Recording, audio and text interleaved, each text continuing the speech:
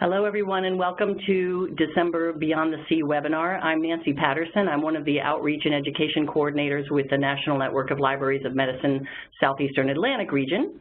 And I'm delighted to welcome you today for a special two-part webinar. We just had, we're compelled with two really fantastic presenters. And everyone lately is so focused on the crisis before us of substance misuse and the ripple effects of problems in the communities. So what I'm going to do is introduce our first presenter, and then at 3 o'clock I will introduce our second presenter. So they're both fantastic, and I thank them both for being here today. Without further ado, our Part 1 presentation is Responding to the Crisis of Addiction in Our Communities. Our presenter is Nita Bryant. She's a behavioral and social sciences research librarian at the James Branch Cabell Library at Virginia Commonwealth University in Richmond. She holds a doctorate in sociology and also serves as a library liaison to the International Program in Addiction Studies, as well as the Humphrey H. Humphrey Fellowship Program in Substance Abuse Prevention, Treatment, and Policy. She's a member of SALIS. Do you say SALIS or SALIS, Nita? SALIS. SALIS. She's a member of SALIS, which is the Substance Abuse Librarians and Information Specialists Professional Association, an international association of individuals and organizations with special interests in the exchange and dissemination of alcohol, tobacco, and other drug information. I can tell you myself, as not a member, they've been fantastically responsive to my requests for information and help. So we're delighted to have you here today, Nita. Thank you so much, and I'll hand over the controls to you.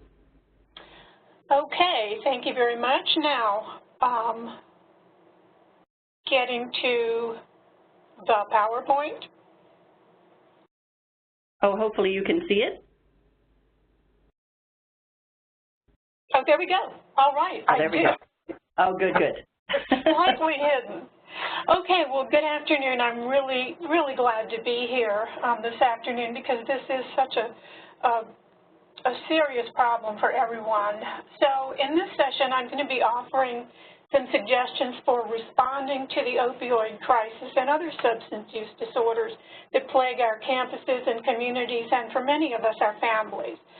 Doing so effectively means confronting widespread myths, misinformation, and misconceptions surrounding the use of substance use disorders and responding in ways that are grounded in the science of addiction. So throughout the session, we'll explore the concept of harm reduction along with treatment and recovery approaches, and then consider the role that each of us can play as advocates, recovery allies, and information professionals. And in order to facilitate these efforts, I'll share a variety of resources and highlight specific events that provide opportunities to participate in campus, workplace, and community events throughout the year. Before moving on, I want to just make a quick note on the terms addiction and substance use disorders. The DSM chapter on substance-related and addictive orders includes substance use disorders that are measured on a continuum from mild, moderate, or severe for each substance. The focus here is going to be on the severe end of the continuum, even though I may use those terms interchangeably. So, let me move down here, and I've lost my ability to, here we go. So, let me go back. There we go. These are 5 of many myths that surround substance use disorders, but the science of addiction is fortunately slowly eroding myths like these. Number 1, there is certainly nothing simple about addiction, and we know that abstinence-based approaches are only one of many pathways to the recovery. And any path that's taken really depends upon an individual's needs and the nature and the severity of their problem. Number 2, patients taking opioid medications for pain can become addicted even when the drugs are taken as prescribed. Unfortunately, this myth has had the effect of leading to confidence in prescribing, over-prescribing, and certainly a sharp increase in addiction and fatal overdoses.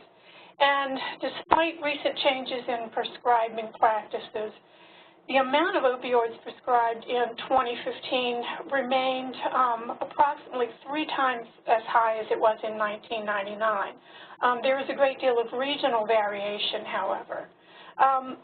Myths number 3 and 4 are common misunderstandings.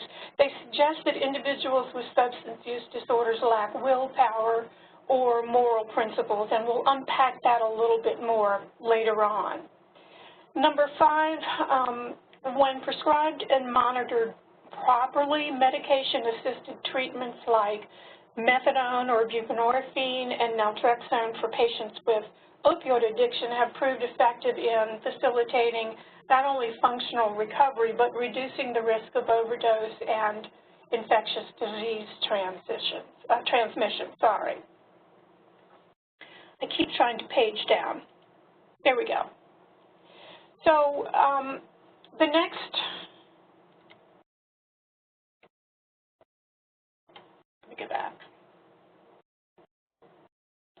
I've got to, pardon me. The next issue is the definition. And the American Society of Addiction Medicine generated a seismic shift in the way we think about addiction with the release of their new definition in 2011. It isn't just a social, moral, or criminal problem. Addiction is a brain disease whose behaviors manifest in these and many other areas of an individual's life. This doesn't minimize the very real problems and behaviors and criminal acts that are driven by addiction, but the disease is about brains, not drugs. And it's about the underlying neurology, not the outward action. And while the initial decision to take drugs is voluntary for most, we know that repeated use can lead to changes in brain circuits that interfere with the ability to resist intense urges, therefore the compulsive nature, despite the harmful consequences, which is really problematic. And these changes can persist long after detoxification. So relapsing is not only possible, but it's also likely. Still, choice does play an important role in getting help, and we'll come back to that later on. But where does the concept of harm reduction fit into all of this? While abstinence is, of course, the ultimate goal, some users simply don't yet see a problem, and they're not going to cease using. And in short, there is no motivation for doing so. So in the meantime, public health practitioners and advocacy groups like the Harm Reduction Coalition emphasize a variety of strategies that are grounded in pragmatism and in humanistic values with the goal of reducing the negative consequences associated with use. We know that medication-assisted therapies can decrease the number of fatal overdoses and facilitate recovery. We know that needle exchange programs reduce the transmission of diseases, and that naloxone reverses opioid overdoses and saves lives. But it's really important to note that harm reduction is not without its controversy, and not everyone embraces this concept. In fact, some contend that needle exchanges or naloxone enable or excuse poor choices. But nonetheless, these are often the first step toward contemplating change and seeking help, and we'll talk a little bit about that later as well. So the importance of raising public awareness about addiction as a chronic disease. This slide is pretty self-explanatory. It requires, like all other chronic diseases, long-term treatment of a variety of consequences. And as you can see here, the relapse or noncompliance rates are similar to other chronic diseases. But despite the widespread acknowledgement that addiction is similar to other chronic illnesses, it's still treated almost universally as an acute condition, like a broken bone. We do know a great deal about evidence-based treatment programs and the need for comprehensive coverage. So the needs, the educational needs, medical needs, vocational and family needs, all these needs need to be combined in a seamless, comprehensive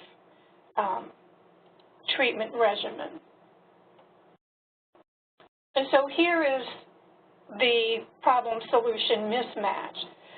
The acute care model of screen, diagnose, treat, discharge is giving way, thankfully, to continuing care and recovery maintenance. And we know that medical and mental health treatment is only part of the equation. Substantial body of research demonstrates that peer-based support activities facilitate recovery. We know that peer mentors function as models for core recovery values like tolerance or acceptance or gratitude. And most importantly, they help others reconstruct a recovery-based personal and social identity. This is critical. And then finally, considering the risk of relapse, continuity of care and support is essential. So discrete, unlinked interventions are giving way to a continuum. Now, and the importance of advancing recovery management. I want to introduce you to Faces and Voices of Recovery. This is the nation's leading recovery addiction advocacy organization. It promotes public policies grounded in science, compassion, health, and human rights.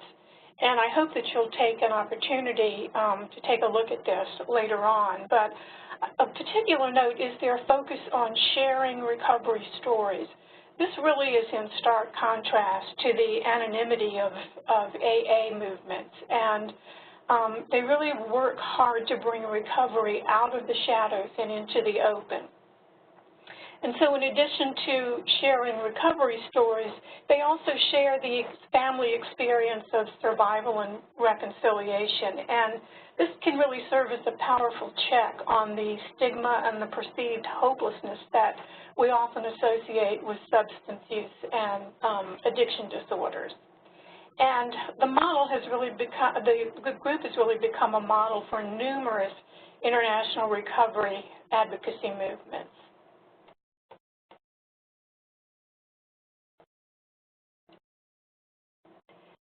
And I want to shift here to talk a little bit about collegiate recovery programs. I recently completed a Recovery Ally program on the VCU campus and was really impressed by the depth of the programs provided to the students and learned a great deal about their needs in the process.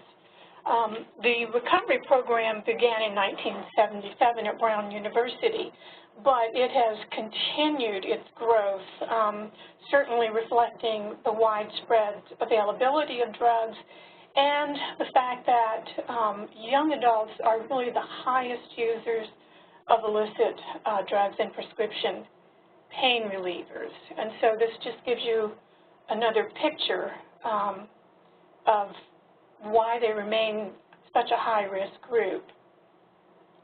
And this comes from the National Survey on Drug Use and Health. These are data from 2015.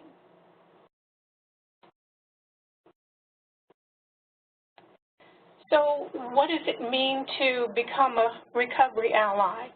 Well, first and foremost, it's learning much more about addiction. It also involves learning about post-acute withdrawal symptoms and what that means for student success. This was interesting to me because I did not realize that shortly after and even continuing on past the last period of usage, these symptoms can become really severe. They have effects on the ability to experience any kind of joy or pleasure. long-term or short-term memory issues. It makes it very difficult for students to function, and so a range of supports are available to students to help them work through this period. And the goal here and the motto is that education should never defer to addiction, that students have a right to receive their education while being supported in their recovery. This is really essential. And I'm always amazed at their resilience, at their meetings, at their ability to, they're humble, and their willingness to share their stories are really, really awe-inspiring. Another piece of this is learning about motivational interviewing, and that's really motivational interviewing gives you some vocabulary to engage with students with, and we'll come back to that in a few minutes. But it's also essential to know about the treatment resources and services that are available on campus. But if you're a recovery ally in your community, all of this applies as well.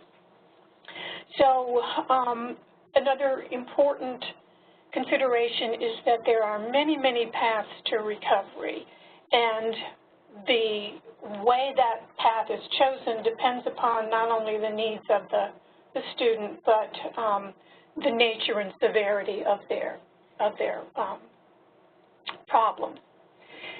It is critical to listen and really support with encouraging language.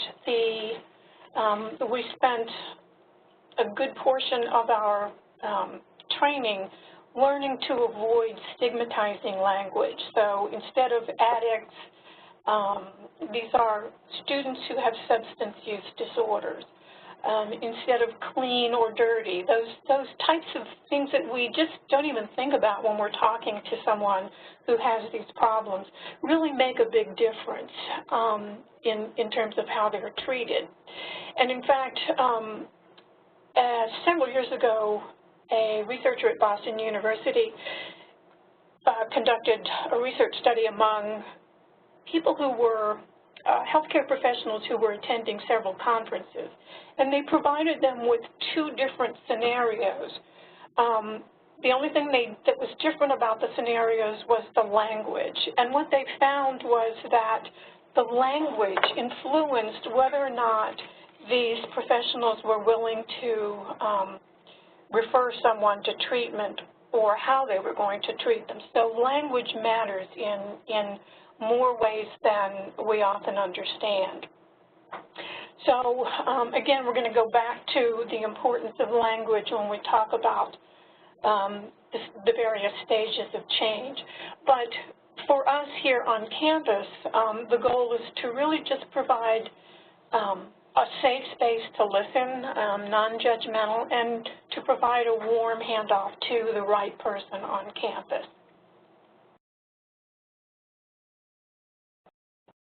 Now, it really is important to understand the stages of change in the recovery process, how they relate to treatment needs, and how they relate to the strategy of motivational interviewing. Again, motivational interviewing provides a vocabulary for engaging with individuals no matter where they are in this process. I don't know if you can see that the first stage is pre-contemplation, and these are the folks who really don't recognize that there's a problem. They haven't even contemplated that something might need to be changed. And so it's not that they don't want to see it, it's just where they are in the process of recovery. And the feedback loops that you see here are based on, naturally, the chronic and relapsing nature of addiction. So this gives you a way of thinking about how this process moves from contemplation to then preparation. And so the way you talk to a student at this stage is quite different. And at the next stage, you're providing mechanisms for action, resources for maintenance, and so forth. So this is really an important piece of the process. And later on, I'll show you how to access some of the information on motivational interviewing and stages of change. Another thing that you can do is share a cup of coffee. Students in recovery drink a lot of coffee, and I want to brag about our recovery community here because they've done a remarkable job with the recovery roast. This is small batch custom roasted coffee that was developed by our own students in recovery and a local roasting company in Richmond, Virginia. And I will say it's delicious. It's really good. But the coffee itself, I mean, it's important in many other ways as well. And so here is a picture of our students at a coffee tasting, like a wine tasting sort of. But this is how they learn about the history of coffee. They get real involved in the complexities of roasting, how that process occurs, and tasting and preparation. And then they have our students also have a bike, the coffee bike that they pedal throughout campus. And the goal is to just stand there with your bike, handing out coffee to folks who are going to stop and talk to you, and engaging them in some conversation, let them understand what this is all about, and sort of not only spreading the word that we have these resources for folks who are struggling, but also reducing the stigma and the misperceptions about what someone who has been using drugs really looks like.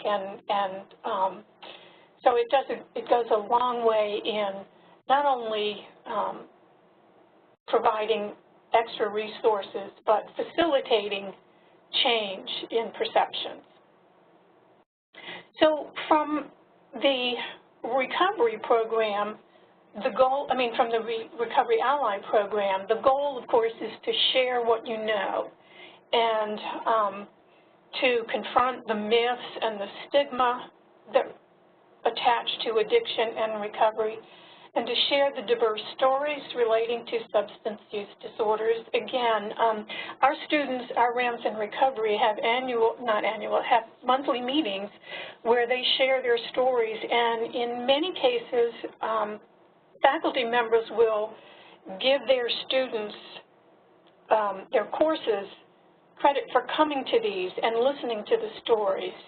This is a really powerful way of introducing the stories to people who may be unaware, or of stimulating people who have stories of their own to step forward and become a part of this community. And the goal is really highlighting the recovery. It's all about the recovery, not the addiction itself. And then, of course, the next issue is to certainly share your awareness and knowledge with others through workshops. And one of the suggestions that we were given is to take the naloxone training and pass it on. So I took one of the trainers sessions back in the early fall. So, and our next speaker will talk to you a little bit more about that. But the importance of knowing is really sharing. And then being informed. This is really important. I work a lot with, I have a guide that I support drug and alcohol resources on, and I am routinely contacted by people who want me to link to their site, and these 9 times out of 10, well, almost 10 times out of 10, these sites are from pseudo practitioners. They're just abysmal. The point is to get traffic directed to them. So it's important that you treat or that you vet every treatment provider, whether you have a friend who is looking for treatment, you yourself, or someone in your community or your workplace is seeking a treatment provider. You need to know that rehabilitation is a huge industry, and there are really many unscrupulous providers, and I will say it's often difficult to spot them. I've spent a lot of time going through web pages trying to figure out whether this is bogus or not. And unfortunately, they often present themselves with or link themselves to programs like SAMHSA or the National Institute on Drug Abuse. And they look very, very professional, but it's really, really problematic. So enough about that, but this is, and I have a link to this in the PowerPoint that I'm going to send to this particular brochure from Nita. It's important that the needs of each individual patient be taken into account, recognizing that needs change, that a short-term duration, depending upon the severity, is often not sufficient. And there's also needs to be an understanding about what's expected of the patient. So this is really a good, and there are many others as well, but this is a really good pamphlet that gives you an idea of what really has to, what questions you have to ask to be really safe and secure. So the next thing, of course, is to share resources. And this is a guide that I maintain. This was, I developed this about 5 years ago with input from the Hubert H. Humphrey Fellows at Virginia Commonwealth University. These are mid-career individuals from low-income countries who spend a year with us. And what I discovered was that when they go home, of course, they lose their library privileges and don't have access to a lot of the core content that they need. So this was the outgrowth of that. This is a guide that Nita links to, and everything in here is open access. It's been widely vetted, and I want to show you a couple of things that will be really helpful to you. Let me go to, this is the gray literature tab, and it provides easy access to treatment manuals, to research reports, webinars, CME credits, and a lot more without having to search through really very complex and disorganized websites. If you've ever gone to the CDC or to NIDA or to SAMHSA, these sites change regularly and it's very difficult to navigate them. So just with this simple motivational interviewing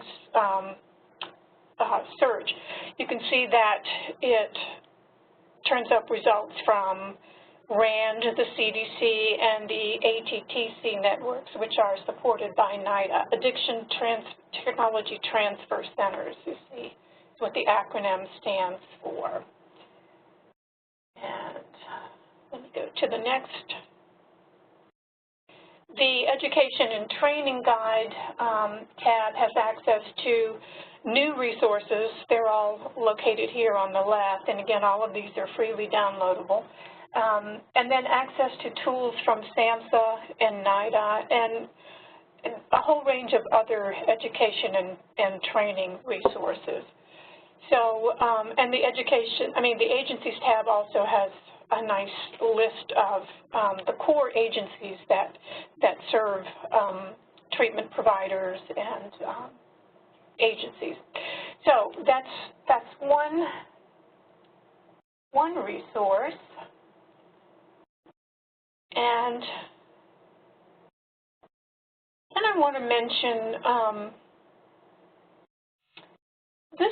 this particular Reading for Recovery research guide is a labor of love by a SALIS member, Judith Ward at Rutgers. And her aim was to connect those affected by addiction to really helpful and inspiring books. So this is an authoritative and easily accessible resource for bibliotherapy, for clinicians, for educators, and it's geared toward anyone interested in the use of guided reading for substance use problems. So I would encourage you to take a look at it. It's really a valuable supplement. This was just recently completed, and unfortunately, Rutgers University, this was the last work that Judith did as a member of their substance abuse library. It's ceased to exist. But anyway, do take a look at that. And then I want to take a look at the Salas collection. And again, this is Substance Abuse Librarians and Information Specialists. And in 2012, Salas members published an editorial in the Journal of Addiction, alerting the field to the fact that many of the alcohol and drug specialist libraries were being closed or downsized. Materials were being discarded, librarians were being dismissed, and since that time, many more libraries and databases have closed. So a key recommendation in the editorial was to create a digital archive to ensure that the literature of the addiction field was saved and made available to people throughout the world. So the Salas collection is the result of this, and all of the materials may be either downloaded or e-borrowed for up to 2 weeks, and all of this is free. And I do want to put in a plug here and ask you to please consider donating to Salas for the benefit of researchers and students, treatment providers, and policymakers and so forth. And the PowerPoint that I'm going to email to Nancy will have all of these links in them. Of course, gifts are tax deductible, but they've done a remarkable job of some crowdfunding, and this is a really crucial effort on their part. And again, this is another labor of love of this wonderful organization. And for anyone who is interested in professionally in the field of substance abuse, I would urge you to take a look at Salas and consider becoming a member. We have recently combined our meetings with the Association of Mental Health Librarians, and we have a meeting coming up in June in Berkeley at a fabulous venue, and it's a small intimate but international group of people who are just totally committed to what they do. I'm really proud to be a member. Now, I want to move on to some events, and the goal here really is to participate, and this is coming up very soon, so I hope you'll take a close look at this. The National Drug and Alcohol Facts Week is held in January every year. This year it's January 22nd through the 28th, and this site has a wealth of information, activity ideas, and toolkits. You can order free materials, and one of the things that I wanted to call your attention to was the Drugs and Alcohol Chat Day. I think this will be the 11th annual chat. This is an online live chat held between Nita scientists and students from around the country. And students ask any questions that they most want the answers to. And fortunately, they have kept the chat day transcript, so you can take a look at or get an idea about the scope and types of questions by reviewing those transcripts. But this is a really popular NIDA event, and it does so much good in reaching students at that critical point in their lives. And we know that they have responded in many cases to some of the evidence that's been presented to them about the dangers of, say, binge drinking and the dangers of smoking, the dangers of things like methamphetamines. And so we can see in the survey data that the national survey, the Monitoring the Future study, shows trends, very clear trends in declines over time. And we attribute a lot of this to events like this that function to inform and shatter the myth. So that's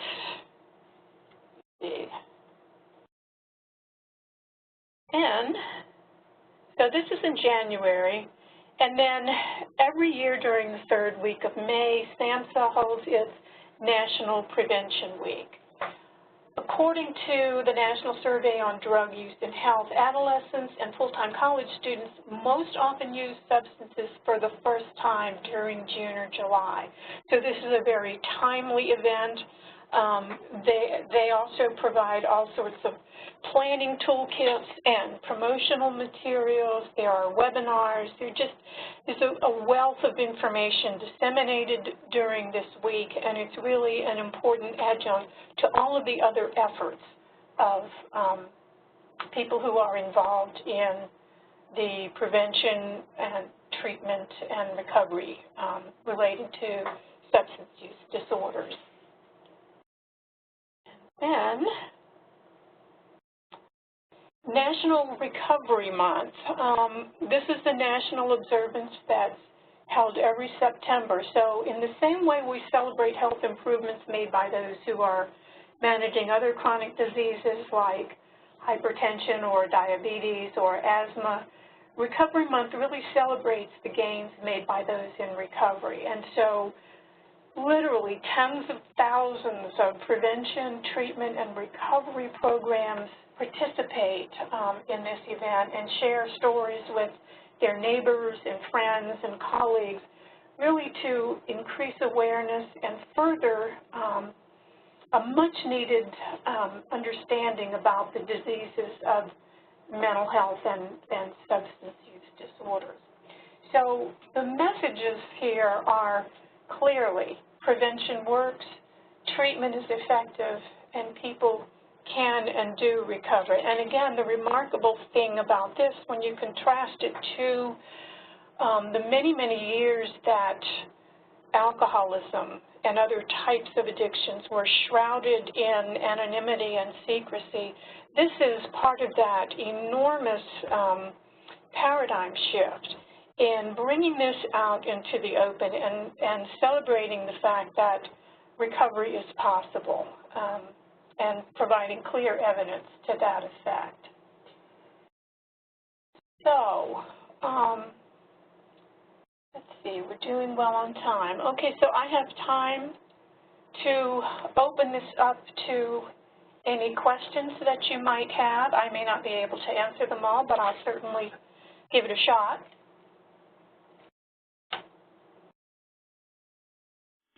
This is Nancy talking here. You can unmute your phones and speak, or you can type in the chat box. And while other people are thinking, Nita, while you were, I think that recovery roast, while you were talking about the Ramsden Recovery program, that's so fantastic.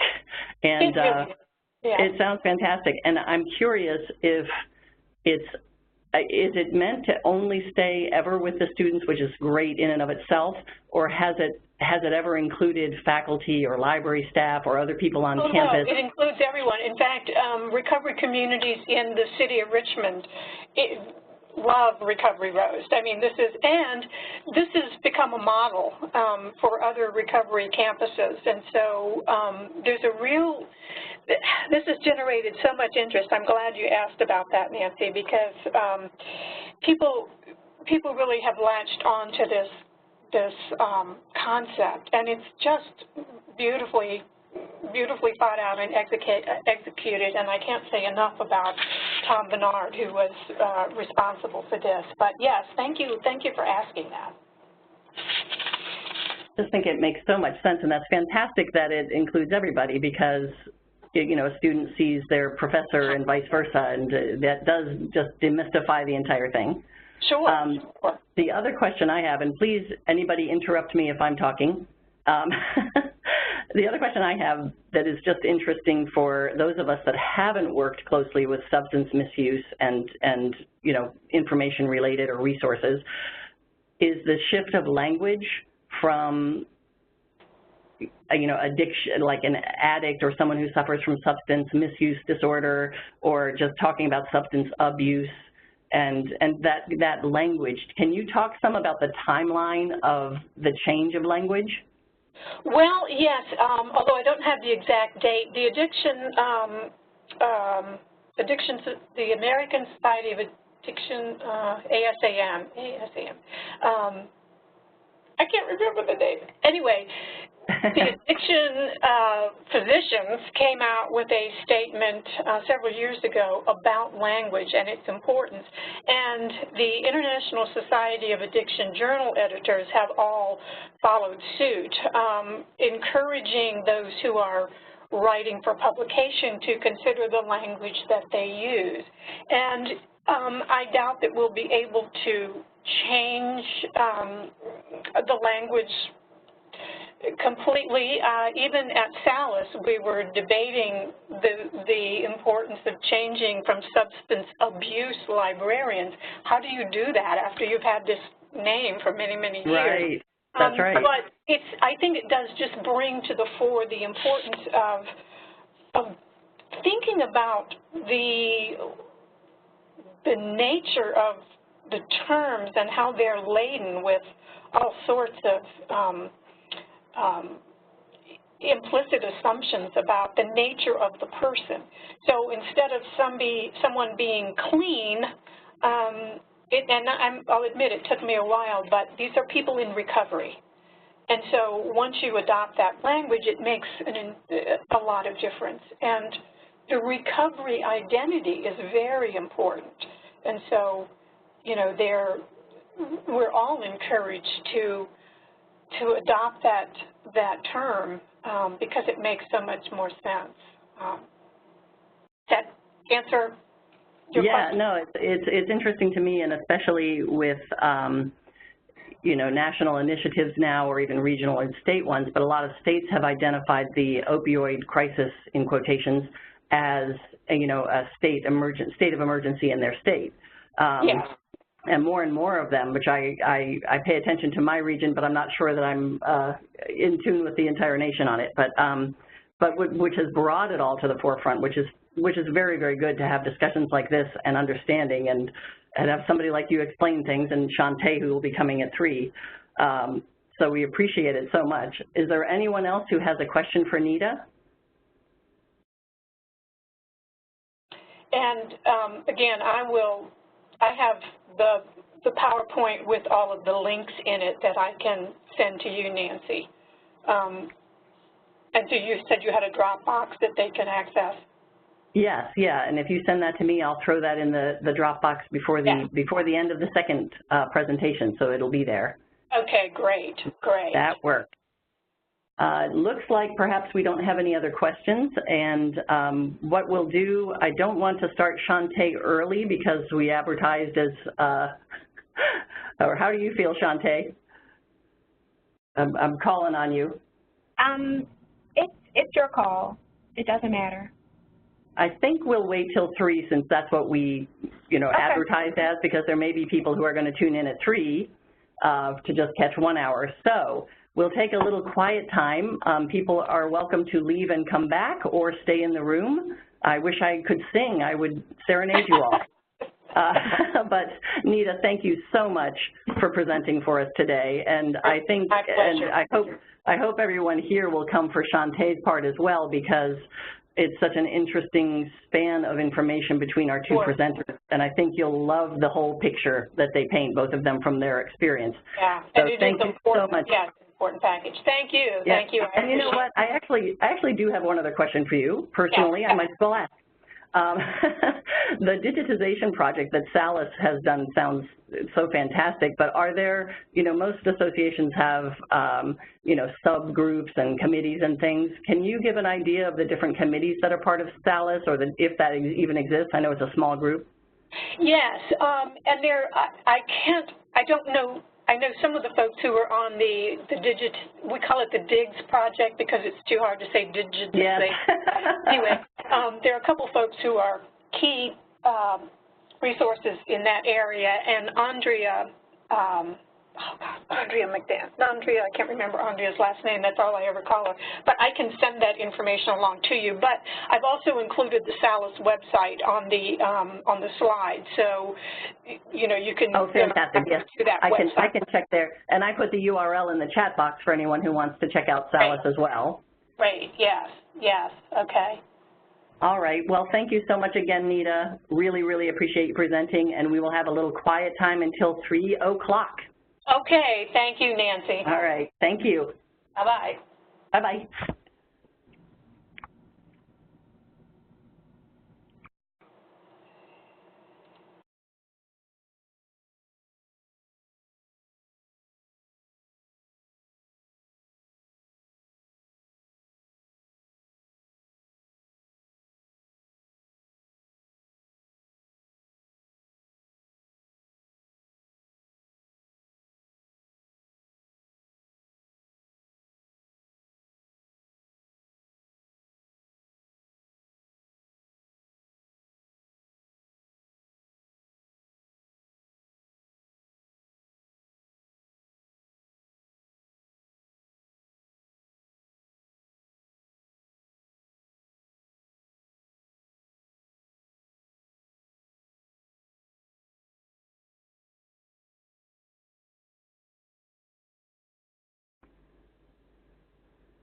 I've forwarded Nita's slide with citations here in case anyone wants to take a look at those.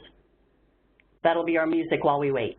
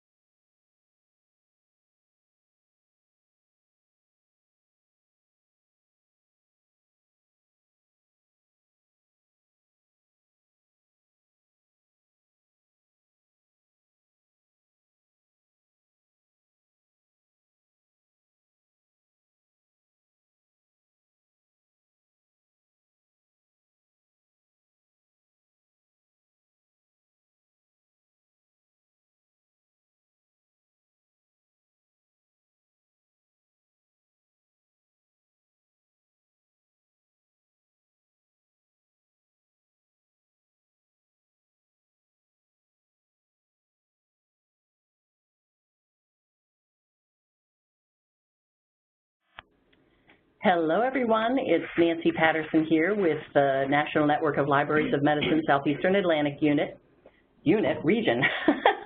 I say that 1,000 times. Not sure where that came from. But we're ready for part 2 of our webinar series today.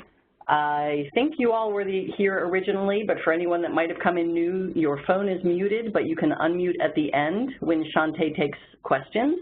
And there, at the end, we will have a URL for handouts today and for the webinar archive where this recording will be.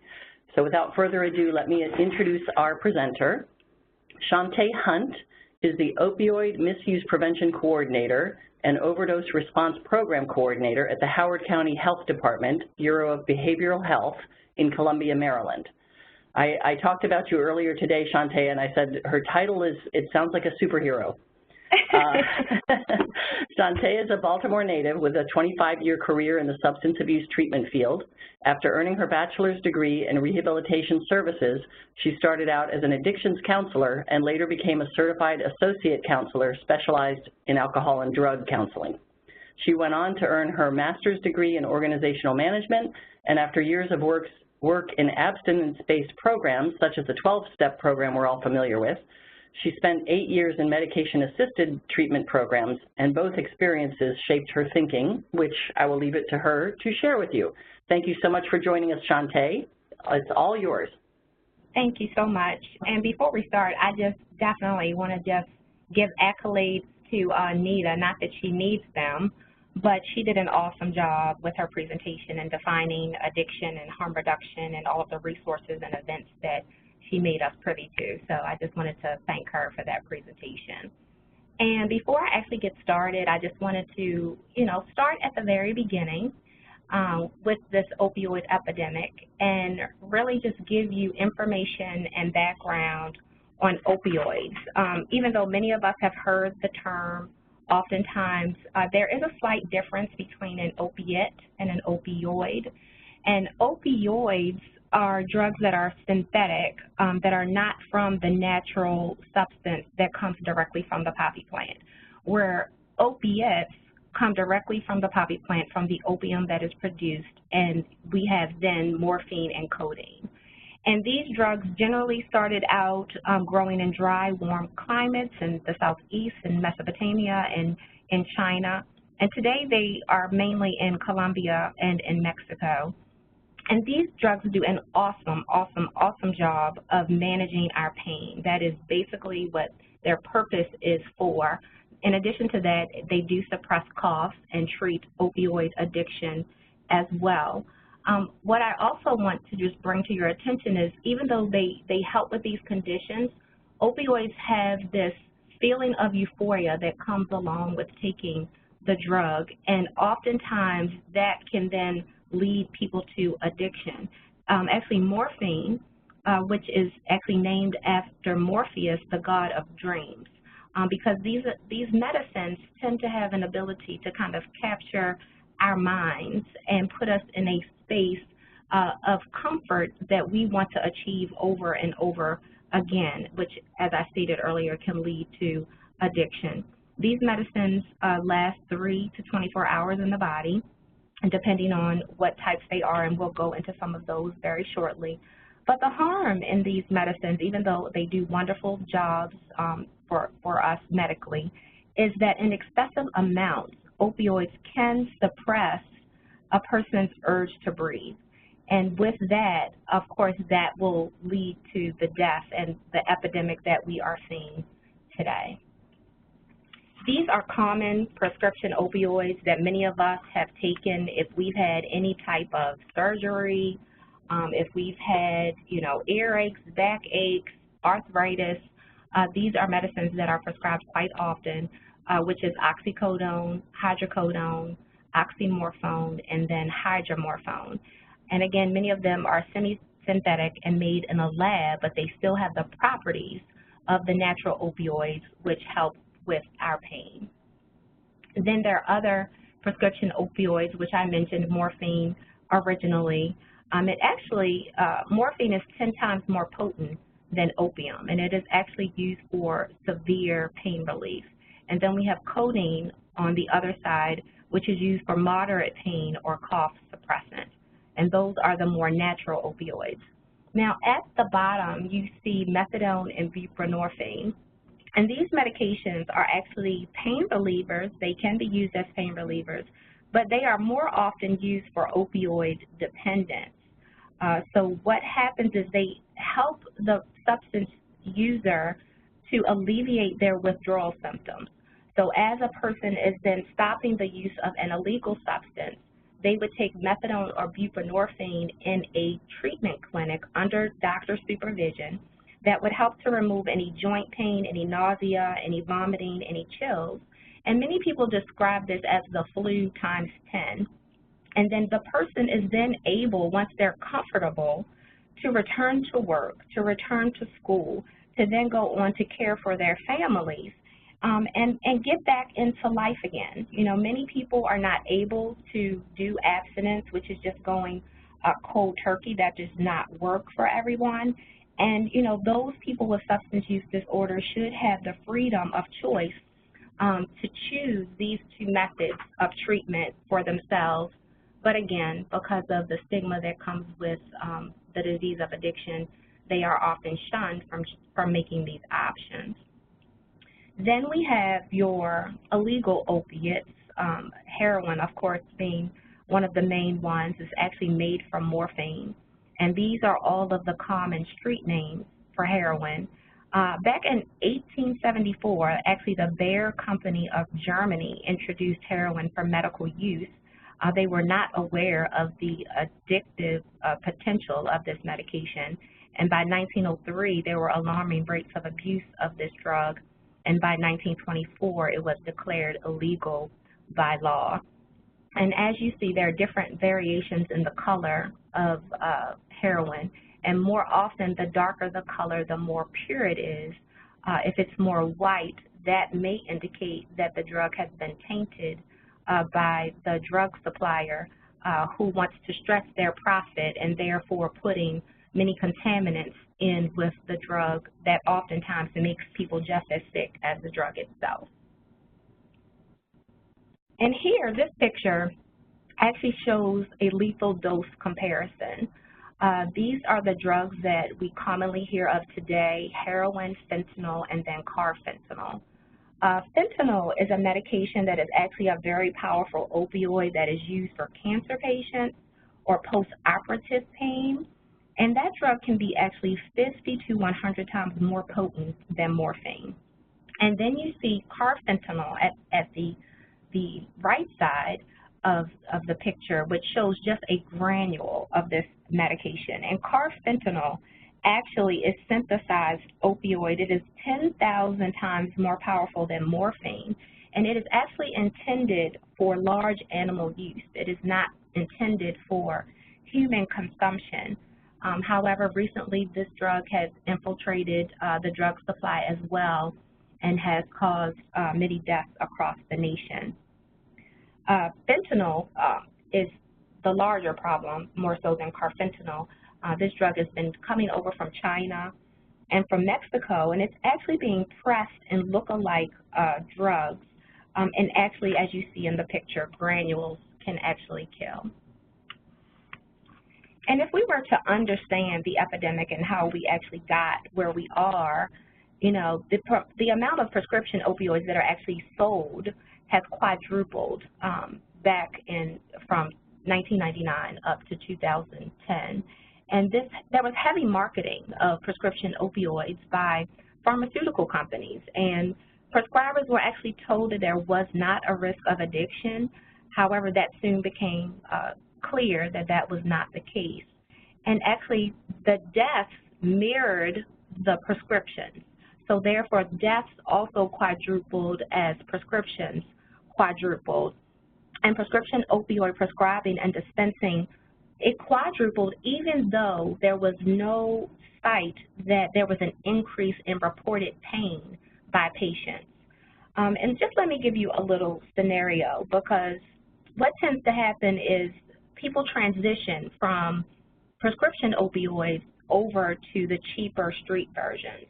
Let's say you have a person who is in pain, legitimate pain, they see their physician, the physician prescribes an opioid, that person then still has more pain or breakthrough pain, and they begin to take more of that medicine, and they run out ahead of time.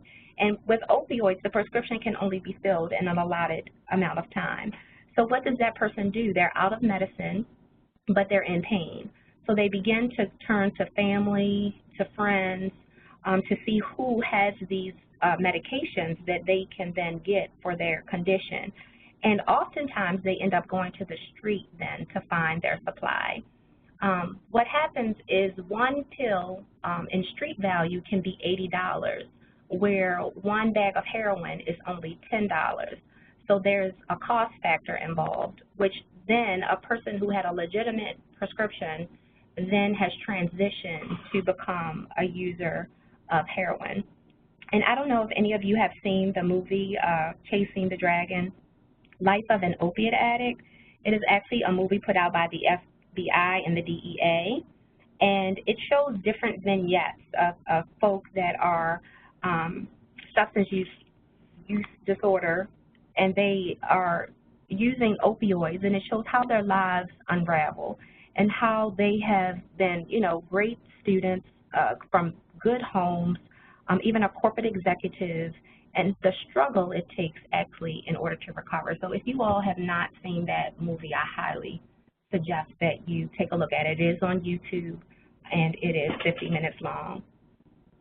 In terms of opioid misuse, let's just take a look at that, because this is really getting off to a dangerous road as well. And people tend to take the medication in a manner other than what the dose that is prescribed to them. You know, if it says take one every 6 hours as needed, and then that person will take 2 pills or 3 pills. So not following the prescribed dosing, or at least contacting their prescriber to see if there are other alternatives for their pain.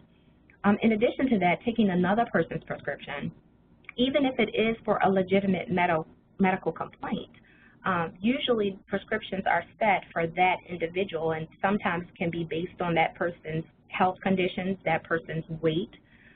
So we should never consume a prescription that is not our own, even if it is for the same symptoms. In addition, people misuse drugs because they take them in order to produce a feeling, not for the actual cause of what the medicine was made for. So again, we're talking about that euphoric effect that people are looking for, and which is oftentimes because they want to escape something that may have happened in their lives, you know, or it's their way to cope with a difficult time or a difficult situation, or if life isn't going as they would like. Oftentimes people will then turn to drugs in order to produce a euphoric effect for a temporary escape. And then, of course, the use of any illicit drug is considered opioid misuse.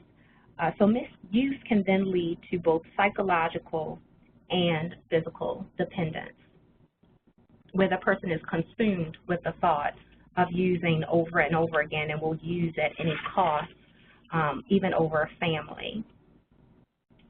Just want to make it clear, when many of us hear of drug use, we have a tendency to begin to categorize people and point to certain populations of people that we feel fit this example. But you know, I just want to make it clear that there are no exemptions when it comes to drug use. There's no demographic that has been immune to the effects of drug abuse, and all humans are vulnerable and can be vulnerable just given a situation. You know, oftentimes in Narcotics Anonymous and Alcoholics Anonymous, you will hear people say never, because again, you just don't know what you would do given a certain situation that you may be placed in, despite your upbringing.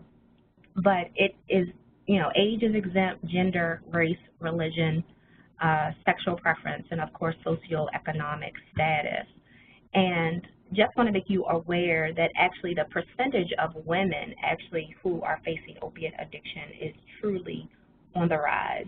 For so long, it's still mainly males, but I just want you to be aware that we as women, or me, we are not exempt. And also the DEA made a statement, I just want to make you all aware of, that there is no geographic space, rural or urban, that has avoided the harms of heroin. I know recently I read an article of a farmer, you know, and you just don't know the extent that the opioid epidemic has hit, but he actually has lost 2 of his 3 children to opiate overdose, and he even feared losing his farm because basically he has little help to even tend it. So, you know, this problem, it comes with a great magnitude and a heavy weight and a heavy burden for all of us and for all areas of life, you know, not thinking that my food supply may actually be affected by the opioid epidemic. And with that being said, just let's look briefly at some statistics that we have here. This here is from the Centers of Disease Control and Prevention, and it shows a steady increase over the last 17 years. And this is all overdoses of all drug classifications. And as you see, in 2016, there were over 64,000 deaths in the United States as a result of drug overdose. And then we have here our national overdose deaths from the National Institute on Drug Abuse. And as you see, again, you know, the females are slightly rising as the years progress. But here we have over 30,000 deaths by 2015. And actually these deaths are beginning to climb so that the numbers are becoming so staggering that they're more than car accidents, homicides, and even suicides. And if we were to look at our Maryland statistics here, we see that the drugs that are not opioid related, it has just been steady across the years. However, as we look at opioid related deaths, they continue to rise exponentially, with 2016 being 2,089 deaths.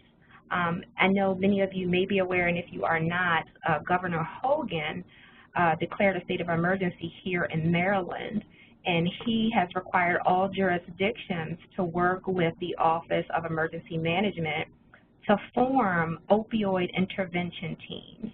And he even put some dollars to help with those initiatives and with those strategies.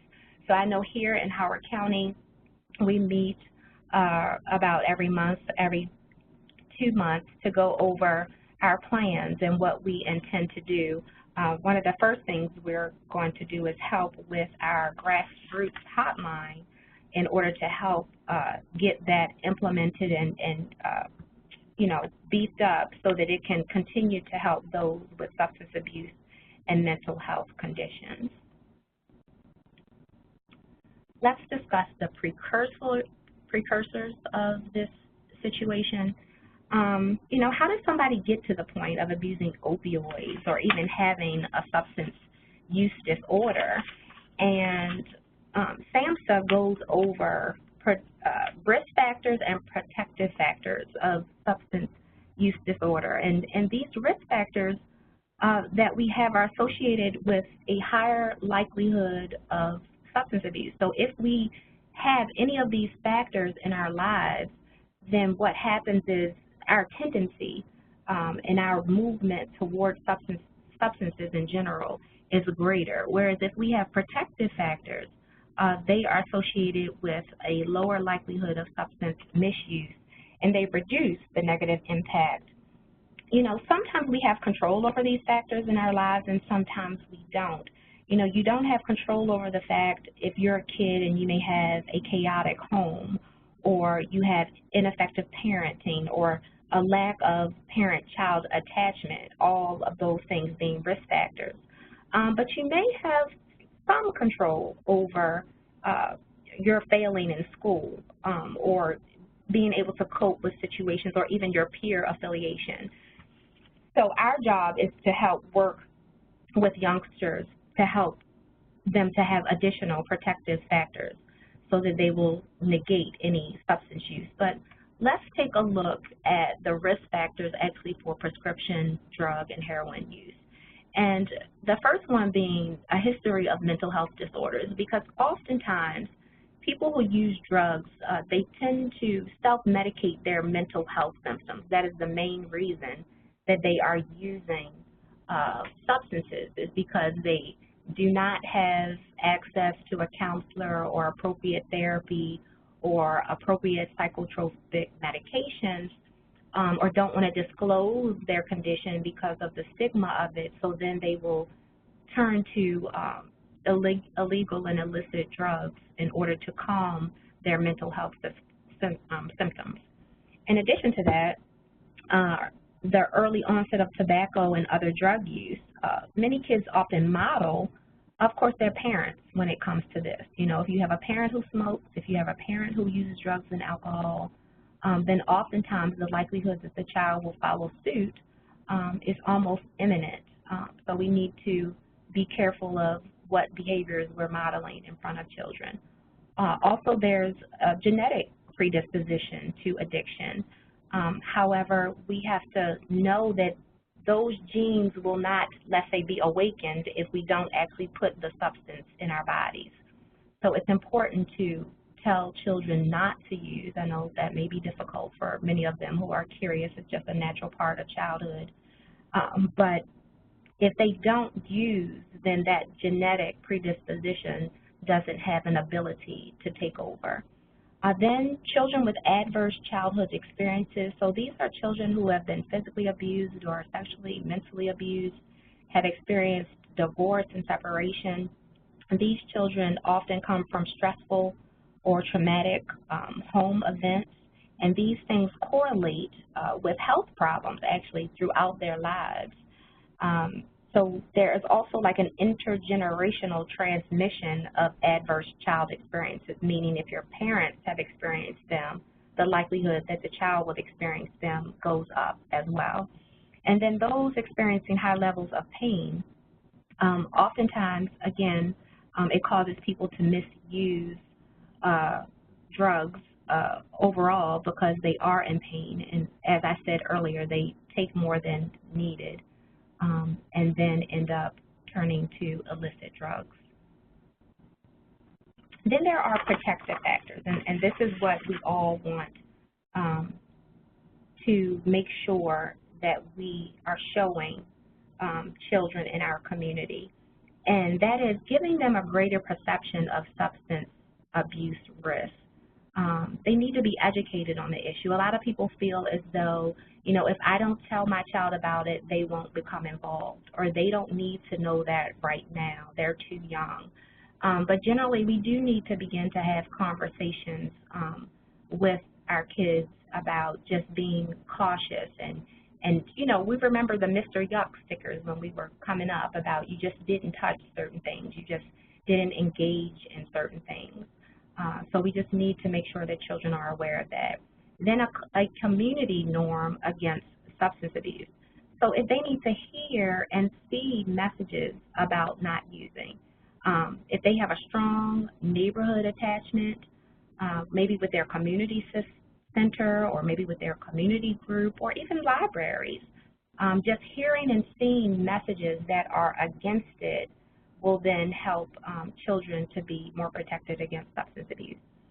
Receiving lower doses of prescription medication, or even asking for alternatives. I had an incident recently where I actually had a pain issue, and of course I was offered opiate medication, but being in the job that I am in and knowing and being aware of the dangers, I declined them after 3 days of use and asked for alternatives of exercise and therapy. And then having a stronger bond between parent and child, you know, giving clear rules of conduct that are actually enforced, and having parents that are involved, which can be a challenge because all homes are different. But we do need the support of parents and coaches and teachers, daycare providers, physicians. Everyone plays a part in creating these protective factors.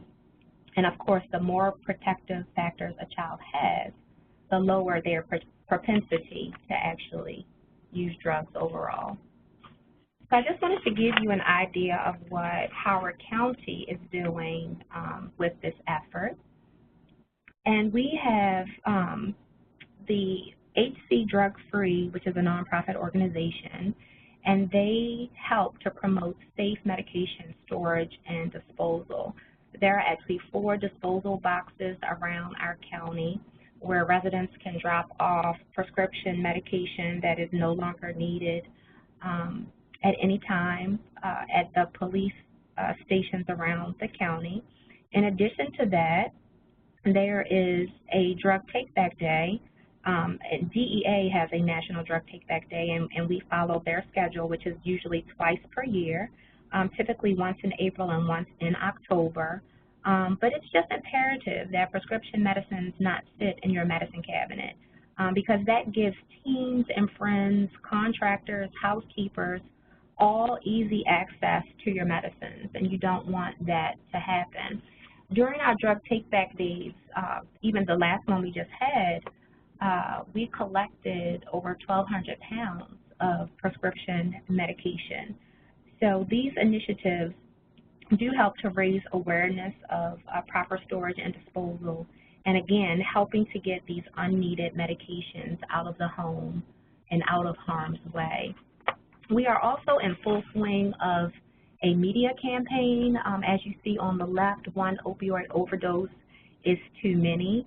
And we are encouraging people to be trained in naloxone to help save a life, as well as to get treatment referral and resources from the health department. And then as you see on the right, that is the actual naloxone spray, which can save a life.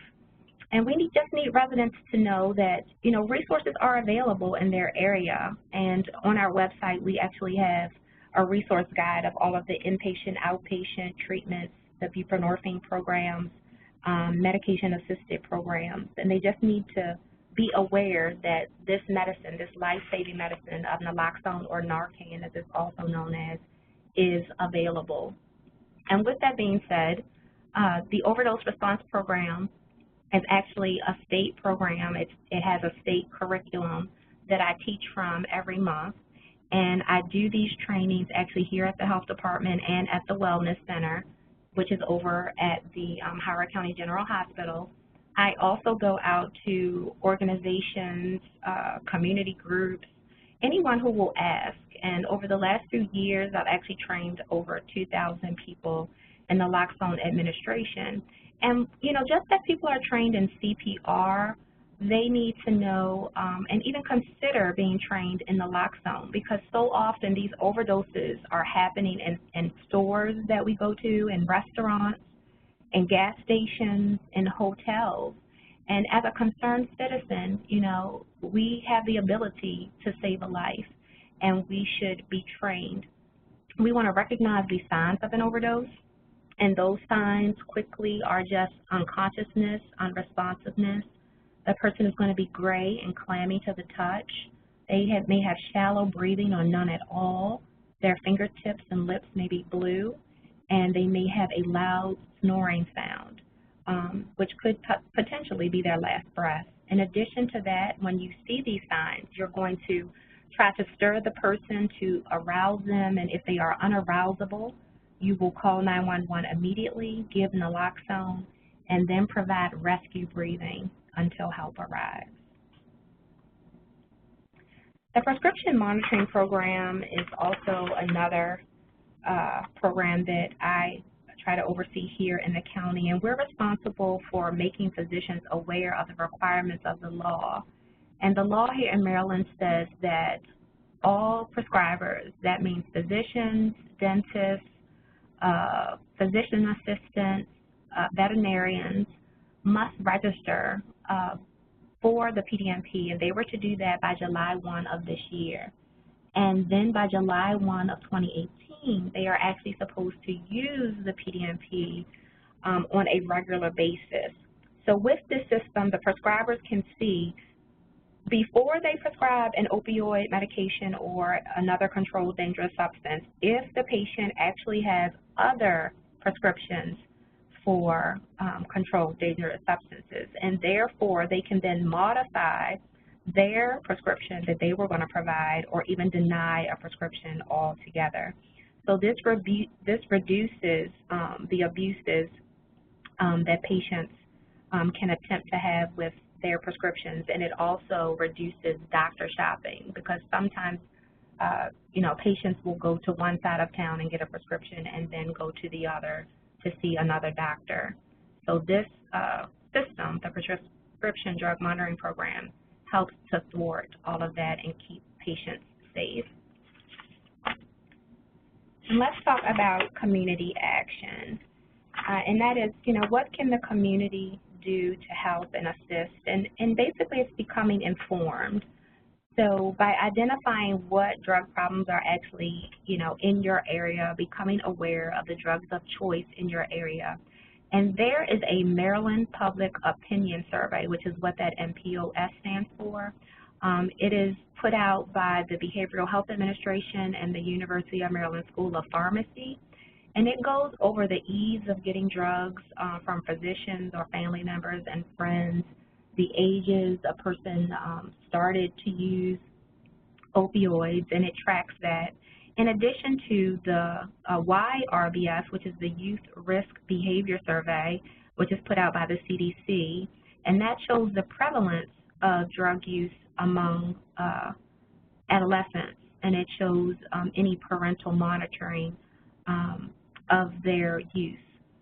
Then you would like to meet with community leaders who are involved in drug prevention, and I listed many of the agencies that we work with here in Howard County. We have our police who give us overdose data, both fatal and non-fatal overdoses, and we have peer recovery support specialists, which are people who are in recovery themselves, who then make contact with the families and those people who have survived an overdose to offer them resources.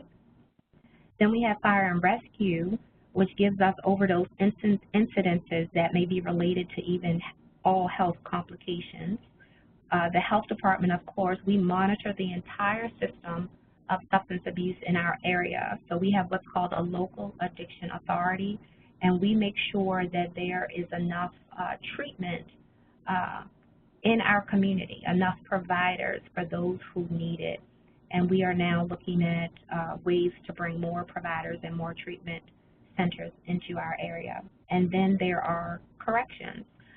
We here have a detention center that actually has a drug treatment program actually within the walls of the detention center. How can libraries be of value in preventing drug abuse? And just giving a place to actually house and distribute the educational resources. And I would say to make those in a prominent place. I know I went to a library recently, and there was like a little hallway with a little alcove where all of the resource material was, and maybe it was there for privacy's sake. However, it just seemed that many people would not, walk to that area of the library to even know that the resources were there and available. So you want to make a place to possibly house those things. Maybe have a teen corner, offer hotline numbers, make people aware of events that are coming up. Like every year we have an International Overdose Awareness Day. We also have Recovery Month. And then we have a resource guide from the health department. So again, having those materials available. Then having even a place to hold community forums. Recently I was asked to come to a library to give a presentation on opioids in general, just so that the community would be aware of the problem. And I actually did a mini showing of the Chasing the Dragon film. I just showed a few points from the movie just to allow them to see the struggle that a person actually goes through. It could be a place to hold educational workshop for specific age groups like teens or seniors, and then a safe place to talk. The library is typically a place of public information, so people may feel more comfortable talking in that venue. Then if you look at libraries' value in promoting recovery, just having items available on recovery issues and on addiction overall, on the disease of addiction, on the science of addiction and recovery. I just did a quick search of the libraries in the area here just to kind of see what resources they had available. And many of the materials seem to be fiction-based, not necessarily, you know, research-based papers on the issue at hand. So just ensure that you have a robust listing of resources that are available on addiction or on all classes of drugs for that matter, on abstinence, on self-help groups, and even on the DSM, which is the Diagnostic and Statistical Manual of Mental Disorders, which actually describes addiction in detail. It talks about the obsession, using more than intended, the need for the effect, increased tolerance, and decrease in life activities. In addition to that, community groups value in preventing substance abuse and, you know, the ability to just recognize people that are in danger. You know, you look for changes in people's behavior, you look for lifestyle changes that come about. You don't want to berate someone, but offer a helping hand when you recognize that things may not be in order with them. Also, it's a good idea to follow on Facebook or Twitter your police department or your health department so that you can see what's actually happening in your community so that you can have a heightened awareness. When you identify families that are directly impacted, then you can offer support. You could actually possibly contact treatment providers and provide them with resources that may be available to their patients that would help them. And you would know the age ranges and the children that are impacted. So not that you want to profile anyone, but you definitely want to know the signs to look for. You are the first line of defense. You know what goes on in your neighborhoods. And, you know, the new campaign that I've been hearing a lot recently is if you see something, say something. It's a new PSA that's actually been airing on radio stations. Then also there's educational presentations and awareness. So Nita actually has a booklet called Preventing Drug Abuse Among Children and Adolescents, and it's a research-based guide. And basically you want to see that whatever you decide to do for your community, does it really address the problem that you want to address? And I actually found an example in Wisconsin where they work with their health department, their attorney general, their medical society, the Chamber of Commerce, and they all came together to promote a campaign called A Dose of Reality, which is to prevent prescription misuse. You may actually have printed materials where you create newsletters or posters, flyers, and postcards. You may have to actually survey your community or even have a focus group to get a pulse on what the community issues are. There may be services that may be needed in your community that you may become aware of and can assist, and that is, do people need vocational services or child care or housing? And then there's always, of course, the media, where you have your TV, your radio, your newspaper. I know we've recently had a newspaper reporter who has been gracious enough to highlight us on several occasions here in our efforts that we're doing. But it all takes collaboration, working together to develop plans for prevention through coalition. So working with churches and recreation, parents, citizens, healthcare, social services, youth organizations, and even law enforcement to actually get the job done. How can the community be of value in promoting recovery? So it actually can give you a personal stake toward a safer community. So you aren't just talking about the problem, but being a part of the solution. You know, maybe volunteering to lead discussions, allowing others to use your hall or your conference room. You're promoting healthier communities. So when we think of those with substance use disorders, we think of them as outside of our groups that we have in the community, but they are probably secretly in our groups, just hiding. because of the stigma. So the information that you can offer will not only help your community at large, but it may help your group members as well. And, you know, it helps also to move us from a place of judgment of the actions of others to actually being open, an open agent of change. So we all are recovering from something that causes us pain. And, you know, when we're in recovery, you know, you try to develop healthy habits for a better lifestyle. So the more we lead people to recovery resources, the less likely they are going to be involved in negative and illegal activity, and thereby protecting our properties overall and our community. So we just need to let our residents know that recovery is possible. We need to encourage others, tell them not to give up and to keep at it. And how you can help also is there's a website in Maryland called Before It's Too Late that came from the governor's office. It's the state's effort to bring awareness to the epidemic. There's also the Maryland Crisis Hotline number, which is here. And usually it rings to your local jurisdiction, even though it's the same number for the entire state. We ask people to, again, get more information on the Naloxone, the reversal medication for opioid overdose. And you can find more information on that in the locations of the trainings in your jurisdiction at the link below from the Behavioral Health Administration. And as always, if you need help, call 911. But we also want you to remain informed.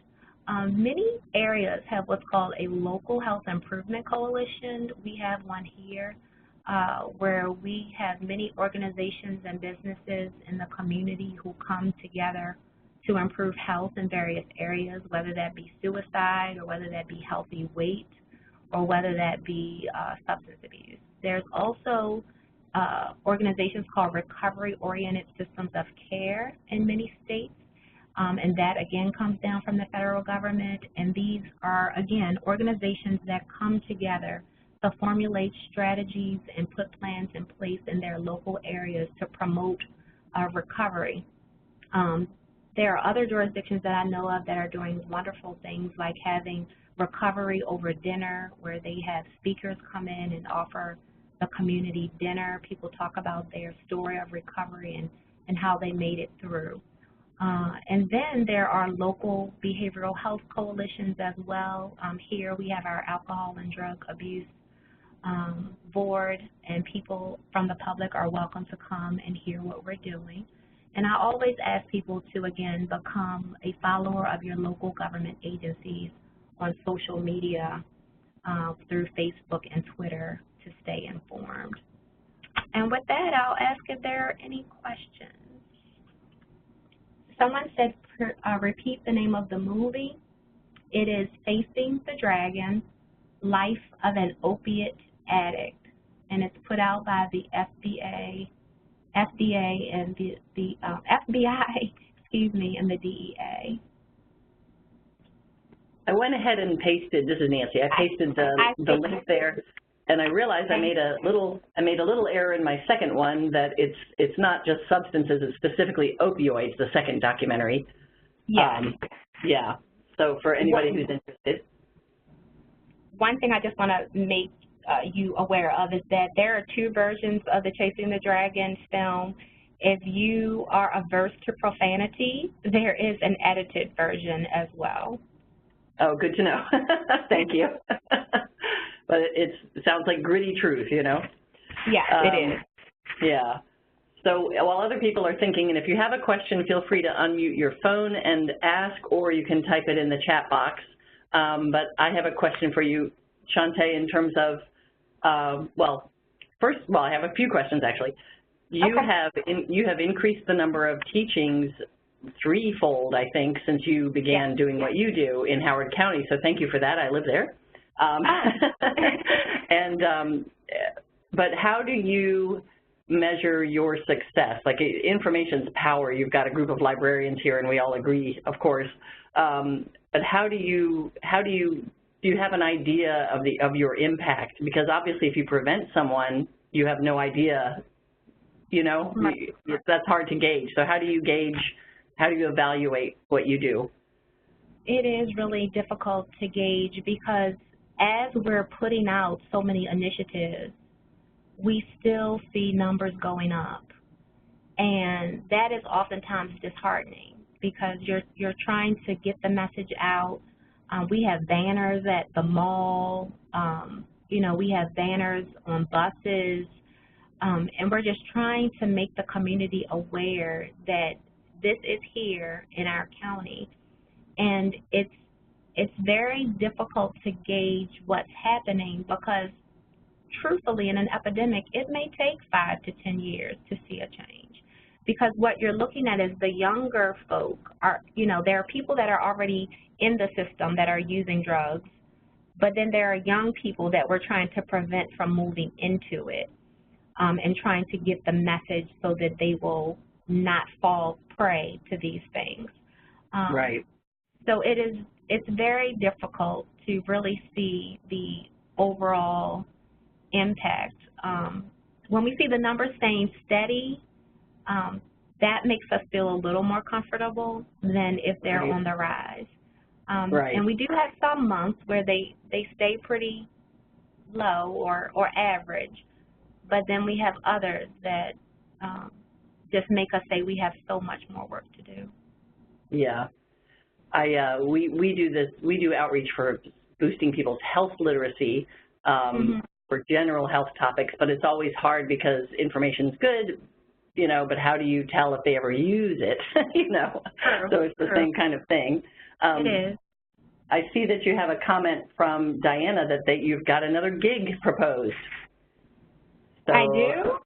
Yes, the Office of Minority Health Resource Center in Maryland wants to arrange a webinar with you. So Shantae's information is right there on the screen, so I hope that can get you two connected.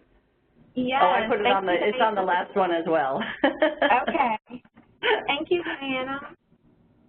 Yeah, that's great. Now, your presentation was fantastic, and one of the things that it highlights, too, is that this, you know, you and Nita both hit on this terrible thing we do to the problem in terms of blaming the person who is, we blame the person, where it seems to me that Big Pharma sure has a lot of responsibility. And I know that it's maybe a little outside your purview, but do you know if there have been ramifications or anything in regulations that's helping on that end? I think the only thing that's helping on that end is that, you know, the federal government has passed so many opiate prescribing guidelines that are coming down to all of the prescribers. Because, you know, back in the early 2000s, it was just a push to say if people are in pain, you prescribe opioids. You know, that's what you do. Where now that we have the epidemic, the tide has turned. And actually the Surgeon General has a booklet online about turning the tide. And it's where prescribers can actually log on and receive this information and kind of pledge that they're going to help to turn the tide of this epidemic, so that they're going to, you know, do their best to stay within the new prescribing guidelines.